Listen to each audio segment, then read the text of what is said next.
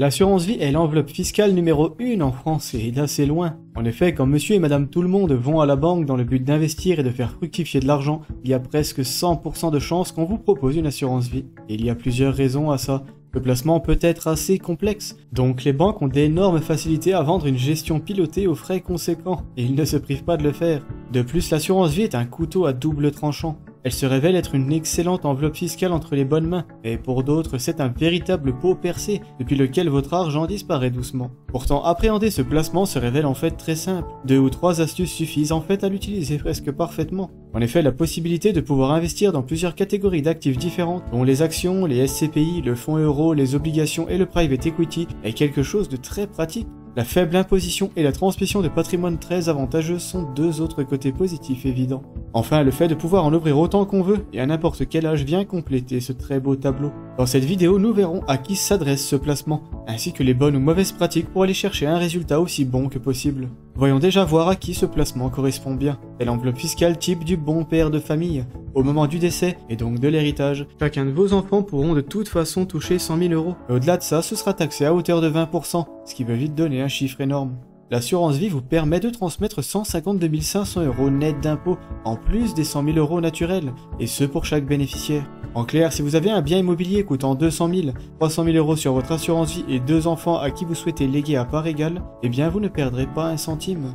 Si ces 300 000 € étaient sur un CTO, vous perdriez donc 60 000 €. Et sur un PEA, ce serait encore pire. Vous perdriez d'abord 17,2% sur plus-value, puis 20% de frais de succession. Le chiffre final dépend donc de vos plus-values, mais une chose est sûre, c'est que c'est la moins bonne enveloppe des 3 pour transmettre du patrimoine. L'assurance vie est par contre la meilleure à ce niveau-là, aucun doute possible. Donc elle est à privilégier si vous avez un patrimoine assez important, et que vous souhaitez le transmettre le plus efficacement possible. Si votre but est plutôt d'investir assez efficacement en allant au plus simple, vous êtes également au bon endroit. L'assurance vie peut se faire en gestion pilotée, et on peut y acheter énormément d'actifs différents, dont ceux cités précédemment. Les obligations, les actions, l'immobilier par exemple, sont des supports d'investissement décorrélés les uns des autres. Si les actions chutent, ça ne sera pas forcément le cas de l'immobilier par exemple. Mieux encore, les actions et obligations sont généralement inversement corrélées. Si l'un va bien, l'autre ira mal et inversement, qui est pratique pour lisser le risque, car vos pertes seront systématiquement contrebalancées par des gains ailleurs. Une très bonne stratégie serait d'ailleurs de choisir un profil de risque très élevé étant jeune, puis le diminuer graduellement au fur et à mesure que le temps passe alors que vous approchez de la retraite. En utilisant un versement programmé et en venant changer le niveau de risque de temps en temps dans votre vie, vous investirez plutôt efficacement et de façon ultra passive. Il n'est pas possible de faire plus simple que ça. Si vous êtes parent ou grand-parent et souhaitez ouvrir un compte pour donner de l'argent de temps en temps aux enfants, l'assurance vie sera également le meilleur endroit, car avec un niveau de risque élevé, vous pourrez aller chercher du 10% par an. C'est largement meilleur que les 3% maximum du livret A, que les gens adorent pourtant. Les 100 € par mois à 10% sur 18 ans, c'est 60 056 €, alors qu'à 3% c'est 28 594, donc presque 20 000 viennent de votre poche. Un écart important qui se creusera de plus en plus avec le temps, jusqu'à des sommes folles. Pour transmettre du patrimoine efficacement, une stratégie alternative serait d'utiliser un compte titre ordinaire et d'y acheter des ETF classiques comme le World par exemple. Les frais pratiqués sur le CTO sont bien plus faibles qu'en assurance vie. Par contre, les impôts y sont plus élevés, à savoir 30% sur plus-value. Mais en faisant don de vos actions, les plus-values sont effacées et la somme tout entière pourra être retirée sans rien payer ou presque. Vous pouvez donner 100 000 € par enfant et 31 865 € par petit-enfant avec cette stratégie, et ce tous les 15 ans. Au-delà, vous serez taxé d'environ 20%. Voyons maintenant les mauvaises pratiques courantes, qui font que vous avez peut-être une mauvaise image de l'assurance vie. La pire d'entre elles est de l'ouvrir au mauvais endroit, à savoir une banque traditionnelle. C'est le scénario classique dont je vous parlais au début, et vous connaissez forcément quelqu'un l'ayant subi.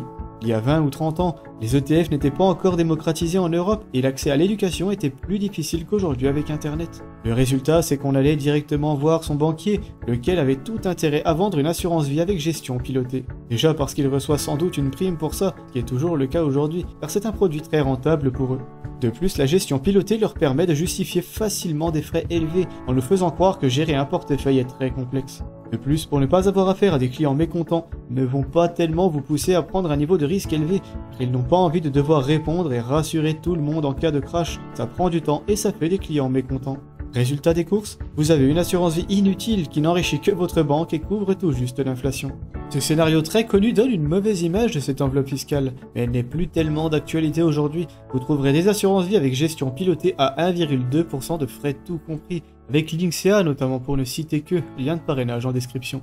De plus, le principal intérêt de l'assurance vie est sa diversification accessible. Elle est très pratique pour y acheter des SCPI, des obligations, du private equity et du fonds euro, mais attention aux actions qui ont un statut particulier pour moi.